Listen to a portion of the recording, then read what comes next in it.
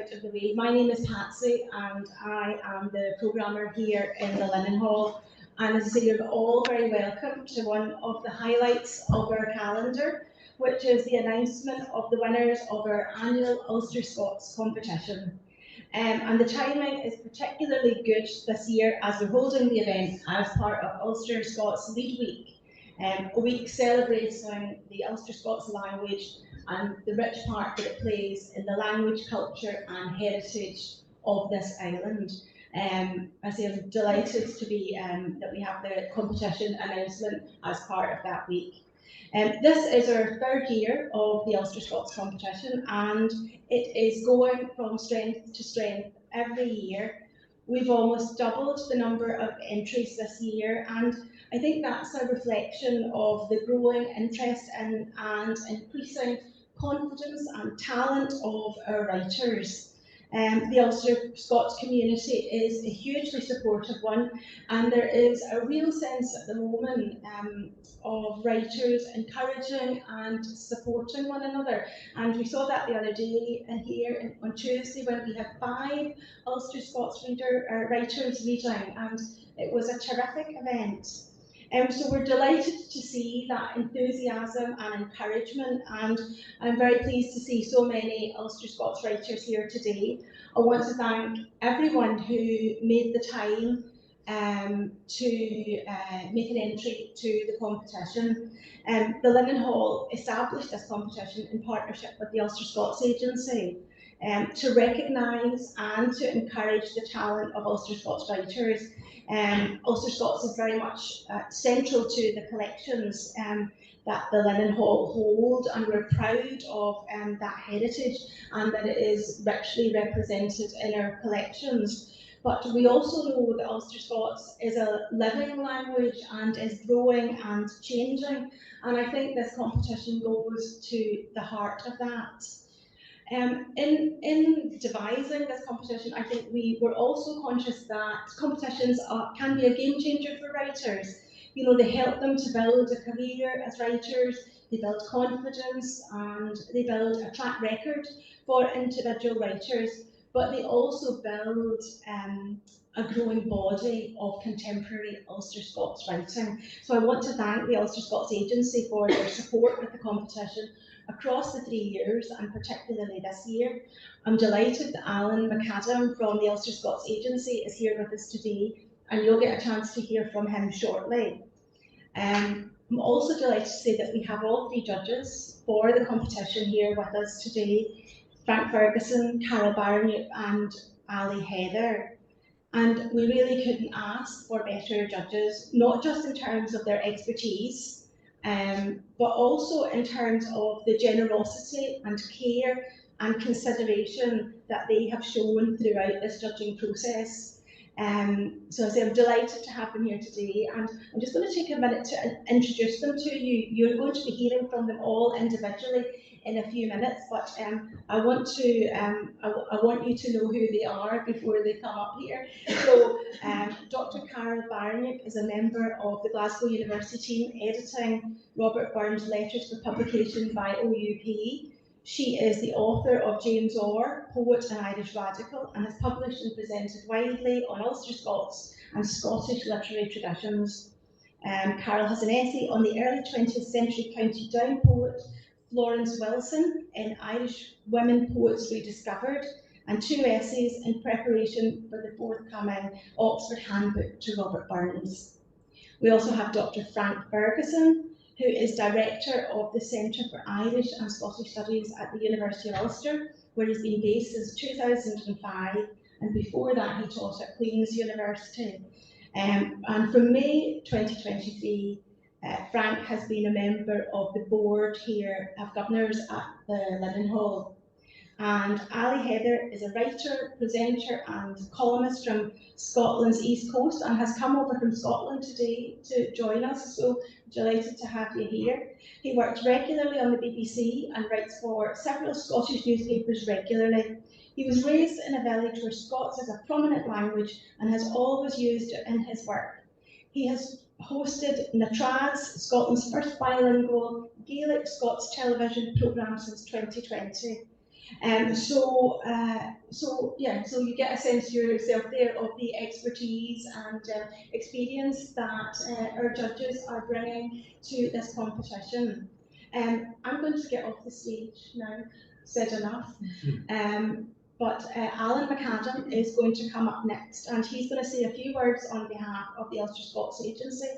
And then we will have the judges come up individually. First, Ali will come up and he's going to say a few words about Ulster Scots and about the competition. And he's also going to single out some of the entries that particularly impressed the judges. And then we're going to have Frank up, and Frank is going to present the prizes for the runners-up and the winner of the poetry section of the Ulster-Scots competition. And then Carol is going to come up and she will present the runner-up and winner prize for Prose. So you won't see me back on the stage until the very end.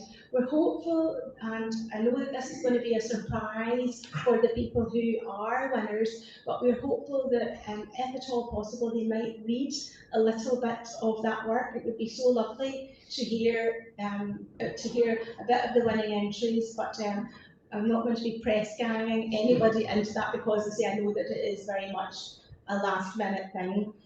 So we'll have our speakers, and then you'll have seen we're enticing you with a light lunch at the back of the room, a cup of tea, cup of coffee, mince pie and some shortbread at the end. And we'd love you to stay around and chat with us more and chat with the judges. But first up, it's Alan McAdam from the Ulster-Scots Agency. Thank you very much. Thank you very much, Patsy, for your welcome and introduction. Ladies and gentlemen, friends, it's a pleasure to be here this afternoon to represent the Ulster-Scots Agency for this culmination of the third annual Ulster-Scots Writing Competition in conjunction with the Linen Hall Library. It's great for me as a member of the agency's board to see the outworking of what our organisation does and the positive difference it's making on the ground and in our communities. We often talk about being involved in the process of discovery. We promote Ulster Scots using the Discover Ulster Scots brand. We have a website called discoverulsterscots.com. But one of the things I see increasingly, particularly as someone who comes from the Ulster Scots community and tradition and family in County Monaghan, is that very often it is not so much a process of discovery as a process of recovery. People are being helped to recover a cultural identity, a heritage, a tradition, a language that previous generations somewhat took for granted, but for a variety of reasons, there has been a break, a disruption that's prevented it from being passed down to the current generation. And we're trying to make up for that disruption. The 2021 census in Northern Ireland showed quite a huge increase in the number of people reporting ability in Ulster Scots, up from 140,000 over 10 years ago to 190,000. So that's a very significant increase of 50,000 people. But we believe this is not because 50,000 people all of a sudden started to speak and have understanding of Ulster Scots in that time. It's because 50,000 people came to understand that they already had Ulster Scots and chose for the first time to embrace it, to have the confidence to tell the world that they have a wheen of words in the Gaelic tongue. The same is true of writing in Ulster Scots. Nobody has created a very large cohort of new writers, but people who had Ulster Scots and could write were already out there. What has been created is a context where writing on Ulster Scots has been shown to be a serious thing, which is engaged by serious organisations and credible people. Creativity has been given an outlet and an opportunity to flourish.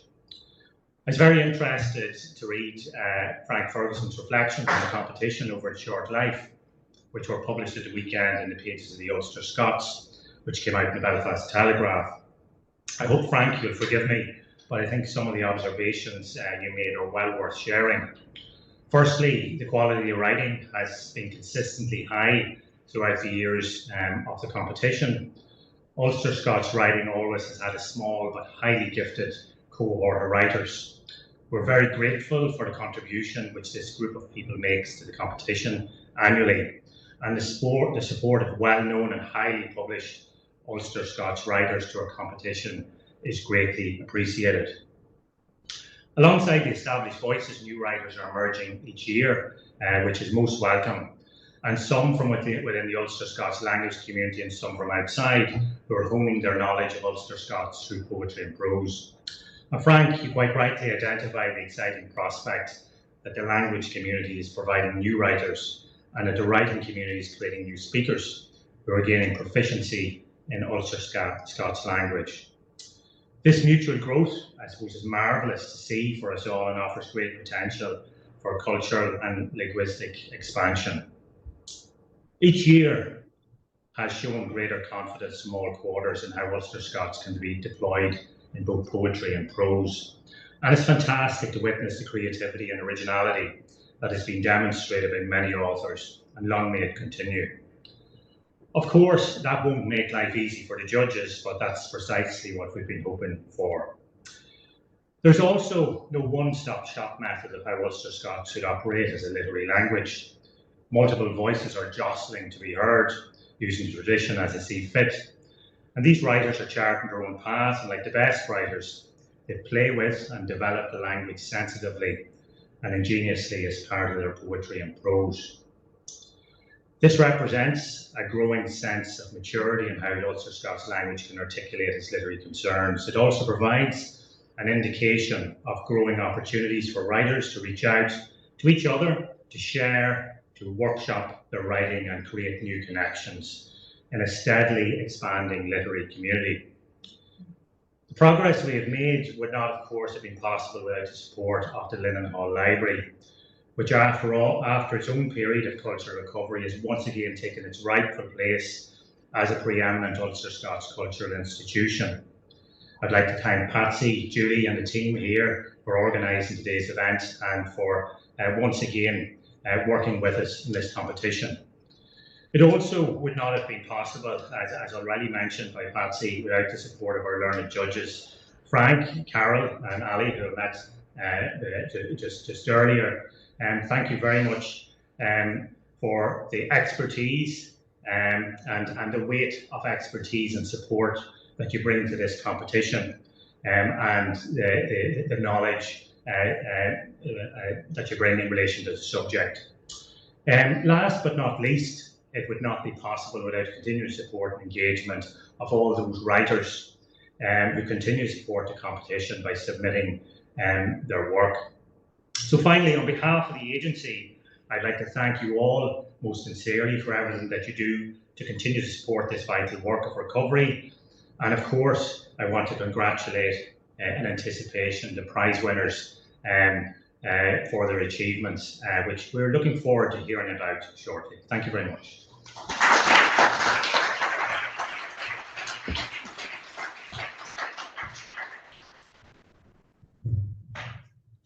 Good afternoon. Thanks very much for having me. First of all, thanks very much to the Linen Hall for getting me out of the sideways rain and wind in November, Scotland, to come to the sideways rain in Belfast.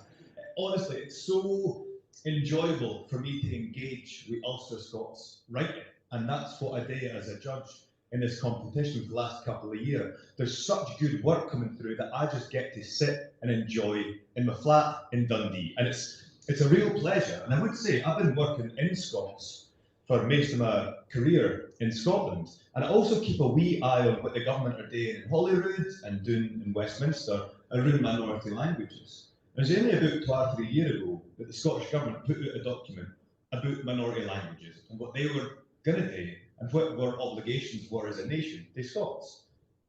And there's a line in it I want to let you scan about, because it said, Scotland is the only country in the world where Scots is spoken. Therefore, we have a specific obligation to it. So that's an official Holyrood document. They didn't even care Ulster-Scots exists at Holyrood. Well, they didn't then, maybe they do now. And also, that ignorance isn't just we, the civil servants in Holyrood. It was also, I met a guy, Peter Heat, on the northeast coast, further up the coast than where I'm from. And he'd been over to Belfast for work. He worked in construction, and he'd been over here working with boys about here.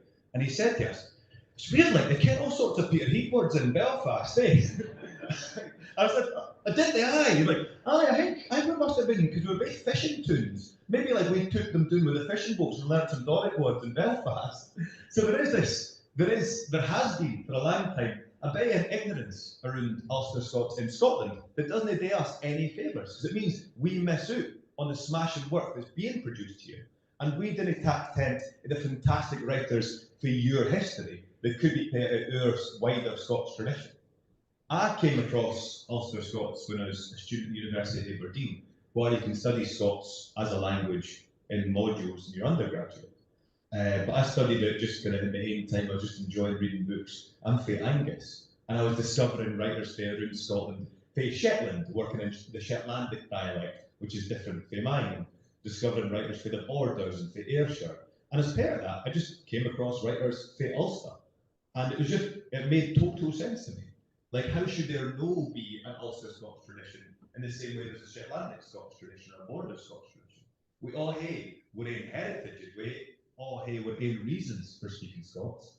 In Shetland, they didn't start speaking until the medieval period when like Scots went up there and became the sort of colonial rulers and forced all the kind of Scandinavian speakers to start learning Scots. And Borders has its own history and Angus has its own history. And so it made total sense. And I would say I'm delighted that the Linen Hall have put this competition together because there's so much talent here and there's such a lively heritage and living tradition here that it needs supported. And this is exactly the way to do it. I've loved working with my fellow judges. We had such a good time getting through all the fantastic contributions you put in. Now, we decided that this year there was so many good poetic contributions that just getting a winner and a runner-up didn't they fully acknowledge how much we'd enjoyed reading the work and how good quality it was. So I'm going to we had 3 folk that we just want to acknowledge as highly commended. They didn't win, didn't get the runner-up place, but it was smashing work. Keep doing that dark, and you are so talented, it'll build to something. So I'd like you all to join me in a round of applause for each of the highly commendeds. So we had first of all, a poem called Heimlich by Lolly Spence. Is Lolly here at all? Yeah. Lolly! We all really enjoyed it. So a very well done to Lolly Spence. Do we have Philip Taylor here?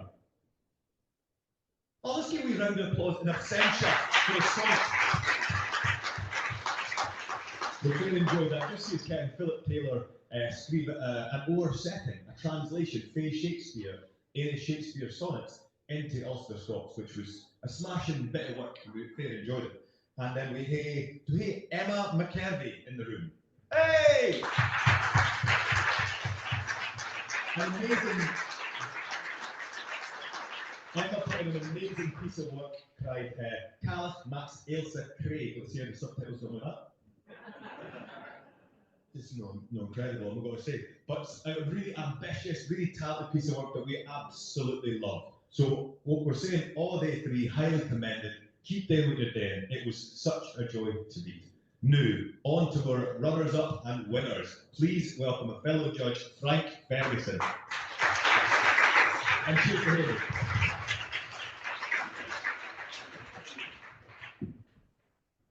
In the best possible way, this was a nightmare. If you imagine a 1980s film Highlander, in which only one person can get to the winning post. Thankfully, we did this by Zoom. Otherwise, I fear that the strength and vigor of my other judges would have been too much for me. Carol would have added. Precisely. The quality was astonishing this year in the poetry. We get an inkling each year of how good the writing is, how ambitious the writers are, what they do with a living language, but what they do with a living language as creative writers. And this year, we really had an astonishing array of poetry to deal with. And at times it felt much more like reading an anthology of highly edited and well worked out writing rather than individual poems by individual writers.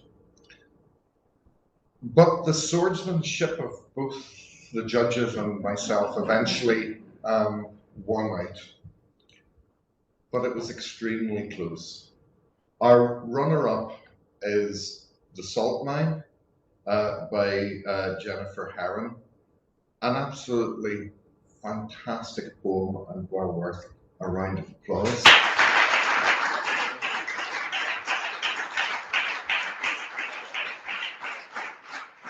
This poem, the best kind of poems take you somewhere. It takes you into a living reality that is so sensitive to the description of place and time and setting that we were just drawn there. It was and is a magnificent poem. So congratulations, Jennifer. Thank you for sharing your work with us.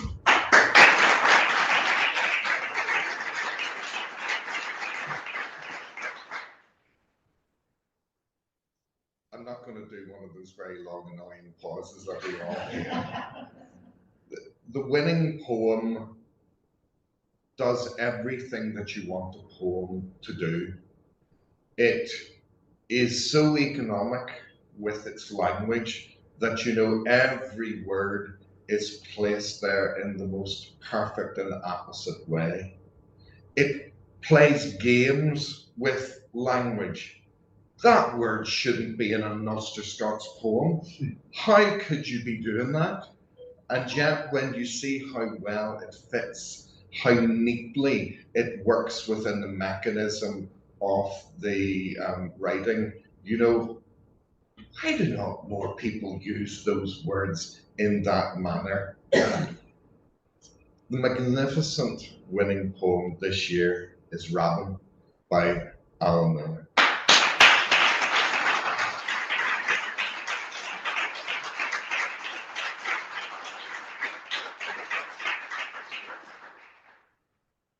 Being a judge, I grew up in East Belfast where there were two very, very important wardrobes. One was C.S. Lewis and the other was my mother's, because that's where the Christmas presents were kept. And being a judge is like sneaking a peek into that wardrobe in early December and seeing all the magnificent writing and all the magnificent presents that exist and you know are going to be shared with the world. It's been a sheer pleasure to be part of this process, and rather foolishly, I haven't actually awarded the awards. So if Jennifer, you would like to come up and receive your award.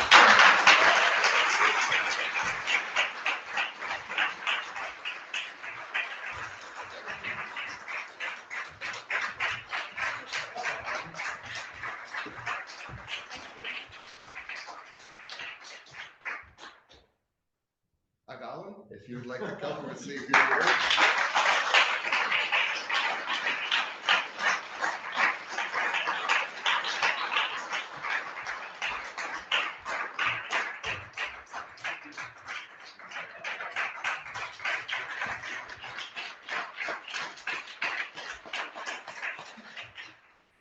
Now I will pass on to Carol Baraniuk.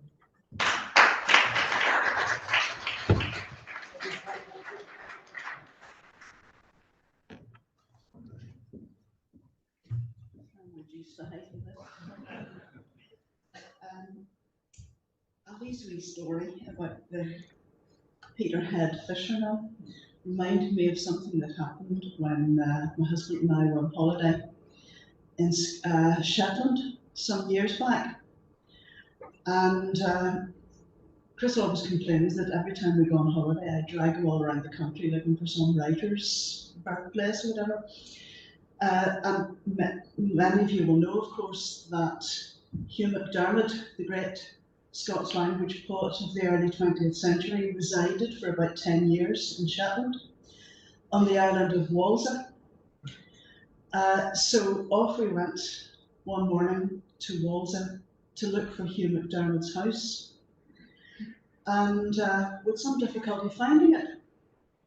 And so we popped into the local leisure centre and asked the girls behind the desk, can you tell us where Hugh McDermott's house is? And they weren't very sure, so one of them went and rang her mother, and she came back from the phone and she said to me, you go along the road till you come to a white house, and you go in the house, and in another house, and you're there. And I got every word, of course. My husband, who's Polish, and the father knows what she'd said. But I just thought, isn't this wonderful? To come from Northern Ireland, from Ulster, way up to Shetland, near Norway, and we have a common language.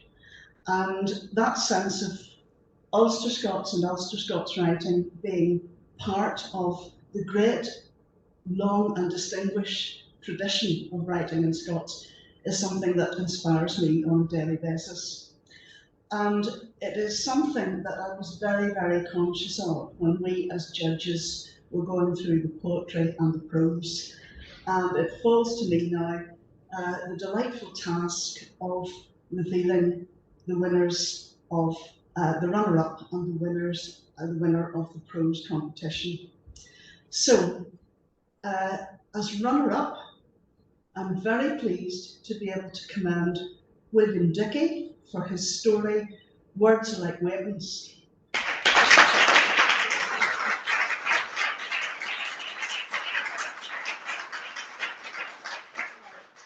This was a fabulous story. It has all that you want from a short story. It presents a situation that you can identify with, and then it gives you a rather quirky take on it. And I'm sure you'll understand when I say identify with. Have you ever been in a situation where somebody has made a kind of sarky comment to you, and you're a bit flustered and irritated by it, and you go off and 5 minutes down the road, you think, I should have said such and such. And you think of a brilliant cutting reply that you could have made that would have, got you well in there and made your point to this person and put them properly in their place. But of course, you don't have the chance to do that again. Now, this story takes that situation, and by introducing quantum physics and a hadron collider built in a backyard in Ballymena, the space-time continuum is dissolved, and this person, the hero of the story, is able to go back enough times, not just once, but enough times to put the really cutting retort in that he wants to. And in fact, he does what he should have done in the first place and just lands a punch on the guy and knocks him down in the end. And he keeps repeating the experience until he actually gives the retort that he really wanted. I thought it was remarkably inventive, very humorous, and it's set in an Ulster-Scots heartland right in County Antrim, but it really shows how the modern world and technology and all those things can be brought in a really humorous way to a present-day Ulster-Scots story. So well done, William, and will you please come up?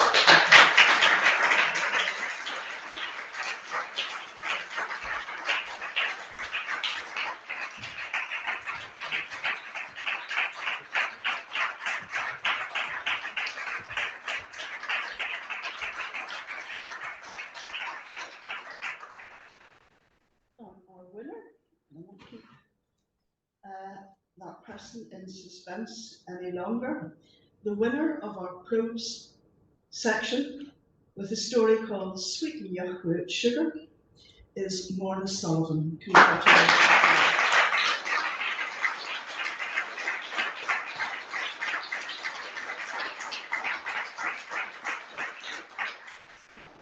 This was a very different story from the runner-up.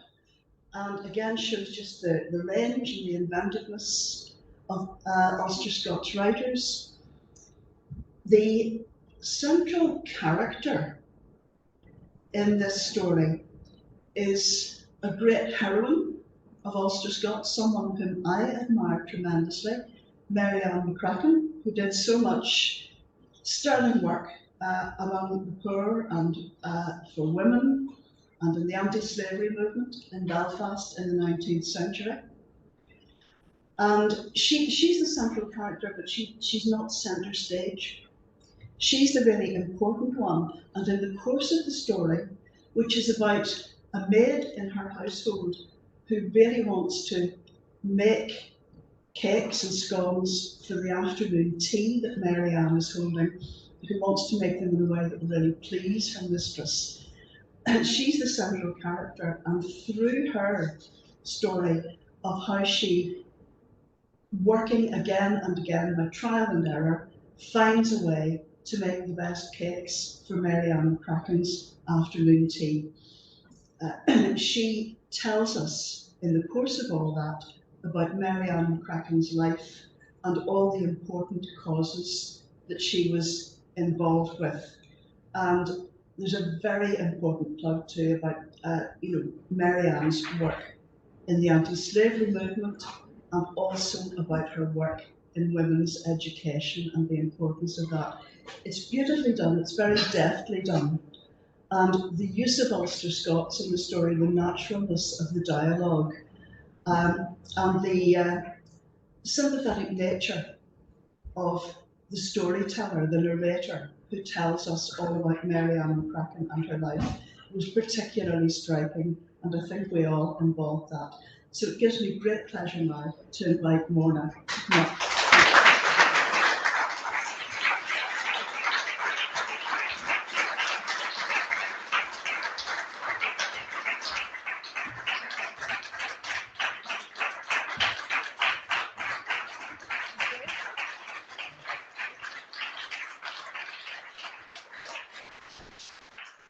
I'll just conclude with a word of thanks to the Lemon Hall for facilitating the competition and for inviting us to work together as judges. We've enjoyed it tremendously and look forward to this competition just going on from strength to strength. Thank you very much.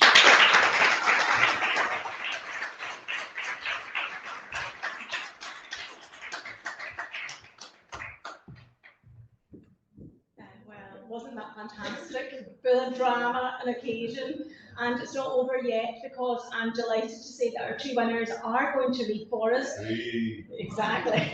So without further ado, I'm going to ask Alan to come up first and read his poem, Rabin. Thank you very much.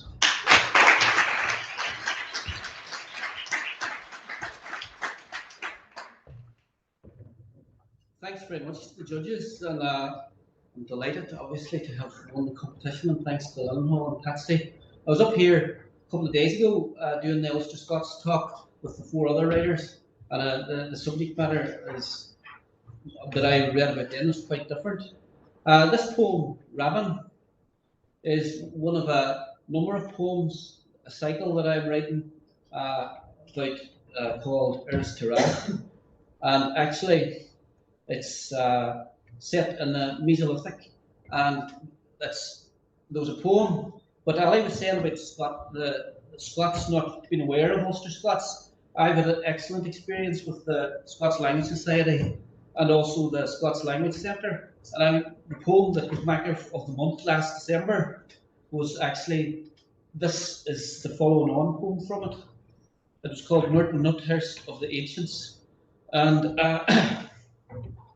and this, in that, they're on the island of Colonsay. They're on the island of Colonsay roasting nuts, and in the Mesolithic, and in the middle of it, there's this scene in the middle of it, there's a robin singing, and all we hear is the robin, but here, this is the robin's song. Rabin. Rabin tax Alan Fairuk. Babin nebby on sprig legs, rid keist heasen fan.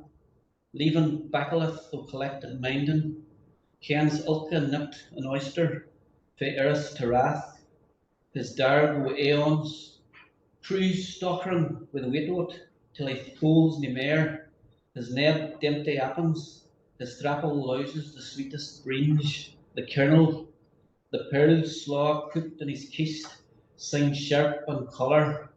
For as he knows get him macker as only, to gar sangs for the deep lost, burn teams through tomans and thousands, nae names nor herskip, but not flints, curry screeched at their deities, big beels hope meat, slicket trailed after beasts, Jundy the brother, streaked the mother, and Maulby a gizzard beaker, unraxable promontories, the blards of one rain, kites as lang sunset chirps, for the sangster strapple, a skirt, a cutty tossed, ocean clashed craigs and skerries. Thank you very much.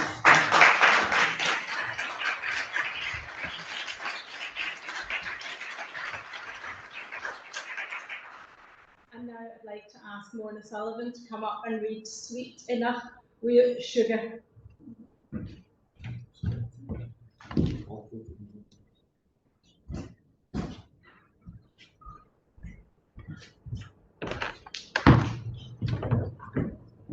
Thank you again very much to the judges. I'm delighted to be here. Very, very happy to have won.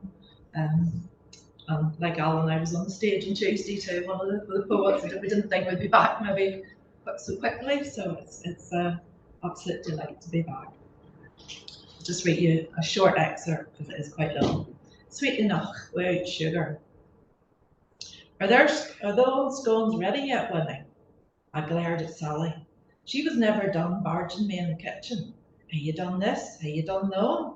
She had only started as Miss Marianne's maid 3 months back, but she thought I could order her about, but I wasn't going to take loan for the likes of her. They would need to be better nor what you baked last week. Miss Marianne will be the talk of Belfast town. Nobody will want to come to her house for tea, Sally continued. And you ken how much she likes her afternoon tea, especially all alone talking with women and putting the world to rights. You ken it's no easy baking when you can't have all the right food, I said. It's well hard making anything taste good with no sugar. Well, let's be hoping those scones are better than the last stammers. If you took more heed of your job, rather than giving ear to the blethering of Miss Marianne's friends, you get more done. But Miss Marianne wants us to ken what's going on in the world. She wants us to be welcoming and kind to all folk, all her friends, especially the Committee of Belfast Ladies Anti-Slavery Association. Did you ken though Mr. Douglas, who was here last week, had escaped and sailed from America to Ireland? He was a while interesting man. I could have given ear to him all day. He has such a tale to tell. I ken Miss Marianne wouldn't say boo to a goose and scowl ye, but you'll hae to do better, Winnie. I'm doing my best, Sally, and Miss Marianne kens so. I'll let you be in your job, so let me be in mine. Go on with it then, she said, and champed out of my kitchen.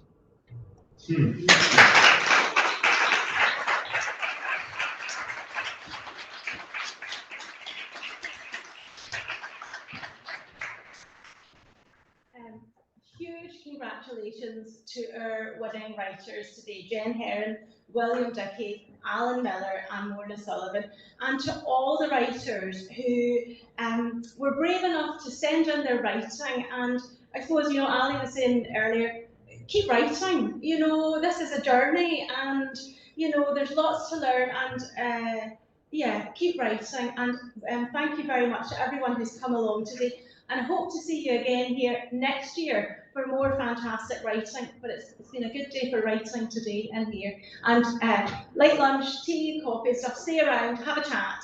And thanks again to the judges and to the Ulster-Scots Agency. Thank you very much.